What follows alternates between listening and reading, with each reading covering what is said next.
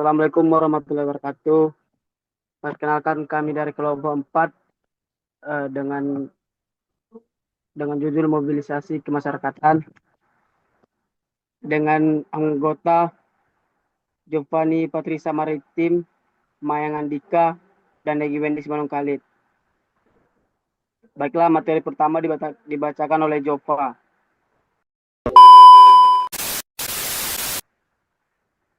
Baik, terima kasih Egi. Konsep mobilisasi masyarakat. Mobilisasi masyarakat merupakan proses menggerakkan, mengajak, dan mengorganisir masyarakat agar berpartisipasi aktif dalam suatu kegiatan atau program, baik yang berasal dari pemerintah maupun inisiatif masyarakat sendiri. Proses ini dilakukan melalui pendekatan komunikasi, sosialisasi, koordinasi, serta pemberian motivasi kepada masyarakat agar memiliki kesadaran untuk ikut terlibat dalam pencapaian tujuan bersama. Dalam konteks ilmu administrasi negara, mobilisasi tidak hanya sekedar mengumpulkan massa, tetapi juga bagaimana membangun kesadaran, tanggung jawab, dan keterlibatan masyarakat dalam mendukung kebijakan publik. Mobilisasi masyarakat menjadi salah satu bentuk kerjasama antar pemerintah dan masyarakat untuk menciptakan pelaksanaan program yang lebih efektif dan tepat sasaran. Dengan adanya partisipasi aktif masyarakat, pemerintah dapat lebih mudah mengetahui kebutuhan, aspirasi, serta permasalahan yang terjadi di lingkungan masyarakat. Selain itu, mobilisasi masyarakat juga berperan penting dalam meningkatkan rasa kepedulian sosial, memperkuat solidaritas, serta mendorong masyarakat agar mampu berkontribusi dalam proses pembangunan. Oleh karena itu, keberhasilan suatu kebijakan atau program pemerintah seringkali dipengaruhi oleh sejauh mana pemerintah mampu melakukan mobilisasi masyarakat secara baik, terarah, dan berkelanjutan. Selanjutnya, tujuan mobilisasi. Tujuan mobilisasi adalah untuk meningkatkan partisipasi masyarakat agar tidak hanya menjadi objek pembangunan, tetapi juga subjek. Selain itu, mobilisasi bertujuan untuk mencapai tujuan bersama secara efektif, mendukung pelaksanaan program pemerintah, serta memperkuat rasa kebersamaan dan solidaritas sosial. Dengan mobilisasi yang baik, program yang dibuat pemerintah akan lebih mudah diterima dan dijalankan oleh masyarakat. Selanjutnya ada ciri-ciri mobilisasi. Mobilisasi masyarakat memiliki beberapa ciri utama, yaitu bersifat terencana dan sistematis, melibatkan banyak individu maupun kelompok, memiliki tujuan yang jelas, serta dilaksanakan secara kolektif. Selain itu, mobilisasi juga menuntut adanya koordinasi dan pengorganisasian yang baik antara aktor dan yang terlibat agar berproses berjalan efektif. Dengan demikian, mobilisasi tidak terjadi secara spontan, melainkan melalui proses perencanaan yang matang, mulai dari penentuan tujuan, strategi, hingga pelaksanaan di lapangan. Perencanaan yang baik akan menentukan keberhasilan mobilisasi dan mencapai tujuan yang diharapkan, serta memastikan partisipasi masyarakat dapat berjalan secara optimal dan berkelanjutan. Selanjutnya, bentuk mobilisasi. Mobilisasi dapat terjadi di berbagai bidang kehidupan. Dalam bidang sosial, contohnya adalah kegiatan gotong royong. Dalam bidang politik, seperti kampanye atau pemilu. Dalam bidang ekonomi, misalnya pembangunan pengembangan UMKM. Sedangkan dalam bidang lingkungan, seperti kegiatan pengelolaan sampah. Hal ini menunjukkan bahwa mobilisasi merupakan fenomena yang luas dan penting dalam kehidupan masyarakat. Baik, sekian pembahasan dari saya. Saya kembalikan kepada moderator. Baiklah, terima kasih kepada Jova. Materi selanjutnya dibacakan oleh Mayang. Pada Mayang dipersilakan. A few moments later.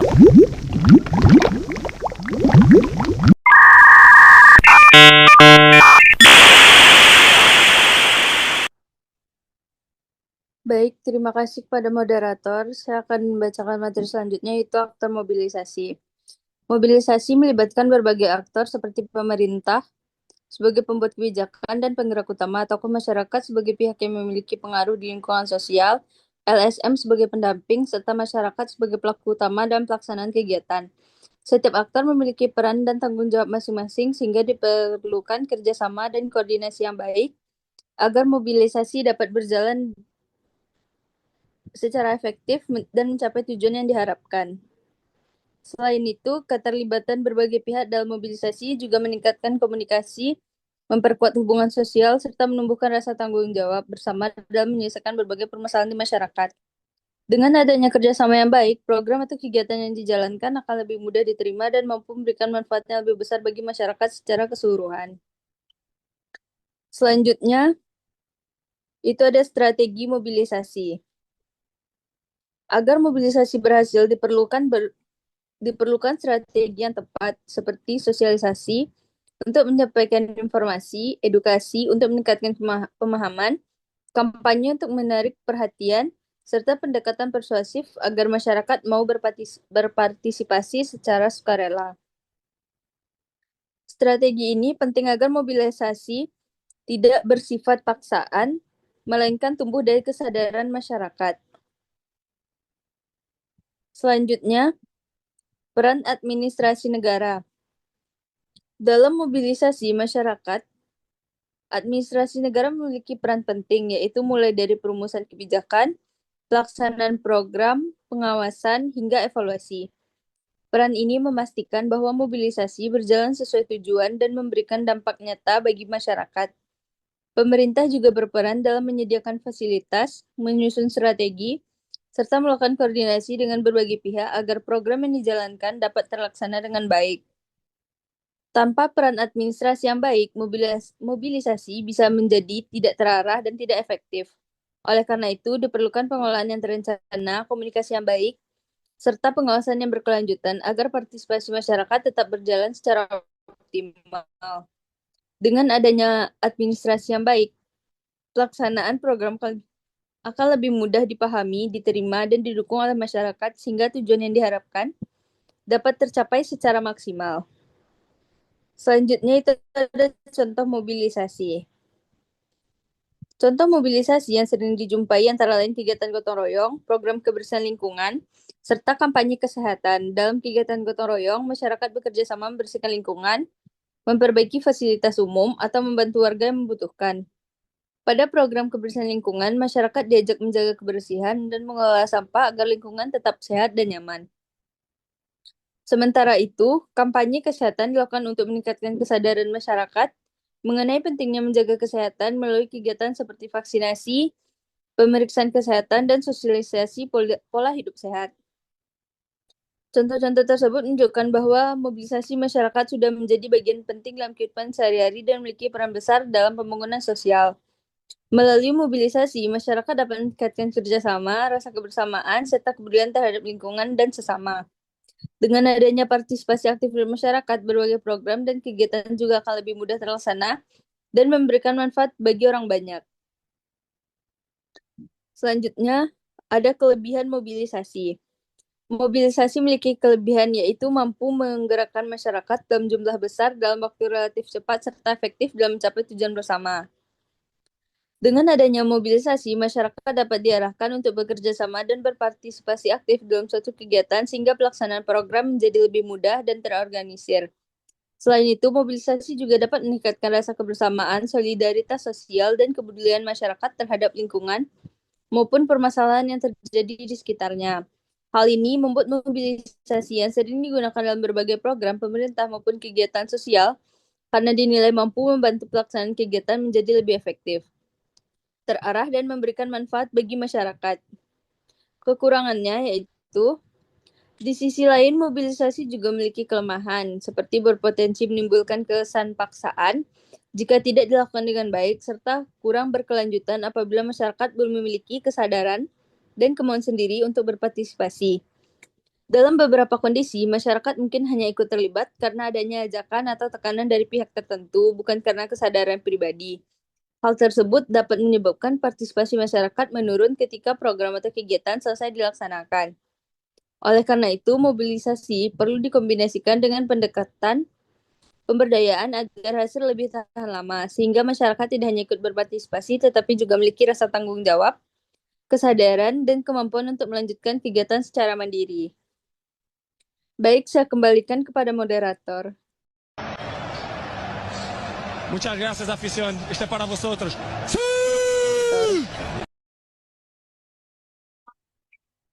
Ya, terima kasih kepada Mayang. Materi selanjutnya akan dibacakan oleh saya sendiri. Itu tentang kesimpulannya.